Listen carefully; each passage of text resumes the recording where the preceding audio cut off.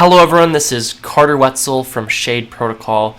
Today as your keynote speaker, I'll briefly be talking about stablecoins, the killer use case for Web3, and then I will briefly be showing two demos from Shade Protocol, two products that we're super proud of that we believe are part of the story of stablecoins in Web3.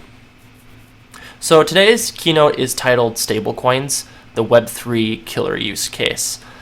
Fundamentally, the beginning of crypto was kicked off by Bitcoin, which has some extremely strong properties and promises.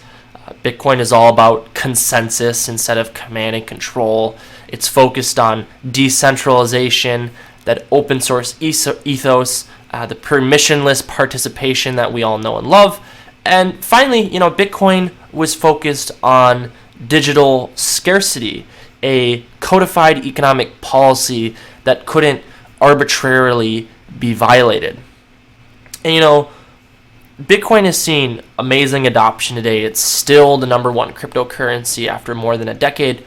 And as time has gone on, there begins to be questions like, why has Bitcoin not fully penetrated into commerce?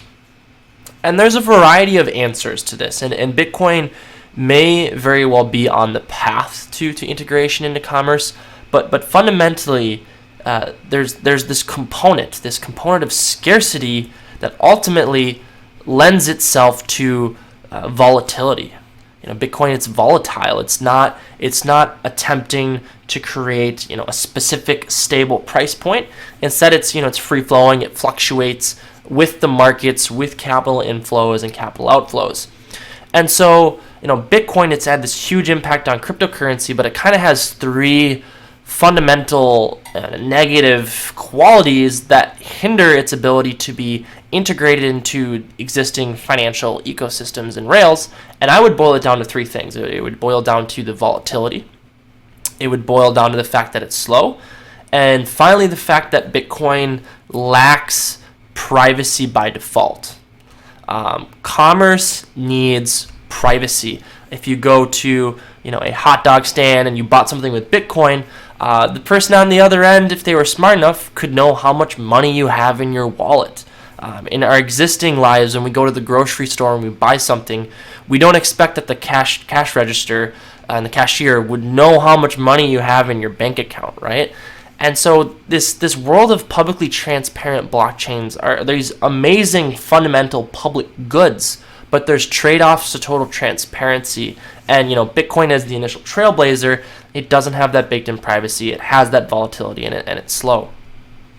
So ultimately, this is where stablecoins begin to come into the picture.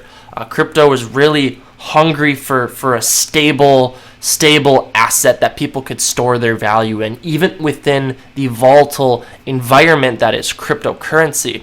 And so stablecoins are really focused on being stable, and they're focused on being fast. And we've seen incredible progress with this. We've seen, from centralized stablecoins to decentralized stablecoins like DAI and Frax and now IST and Silk. So many stablecoins are being launched, and they're solving this problem of we need stability, we need speed. And in order for a stablecoin to succeed, they need safe mechanisms for stability. We've seen what happened with Terra. We've seen what happened with Iron Finance. There's all sorts of stablecoins and experiments that are happening. And in order for us to truly bridge back to the real world, we're going to need blue chip, proven systems that have safe economics and safe mechanisms that have proven themselves.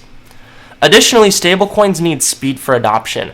If we're going to have stablecoins at the heart of commerce in Web3 and Web2, you can't have a transaction that takes 60 seconds or a minute. We have to be able to have some amount of parity and competition on the speed front for merchants. People care about speed of settlement.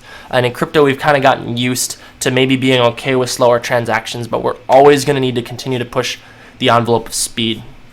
Stablecoins need interoperability. We need tech stacks where stablecoins can fluidly flow between different blockchains. They can flow throughout all of Web3. And so we're going to need communication protocols that allow for rapid stablecoin adoption.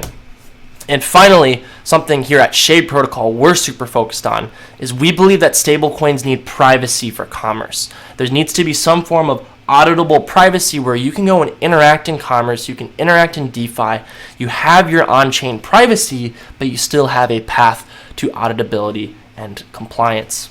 And so between safety, speed, interoperability, and privacy, we believe that that would be what the end game, what the late game for stablecoin looks like. And today's summit is about the future of stablecoins.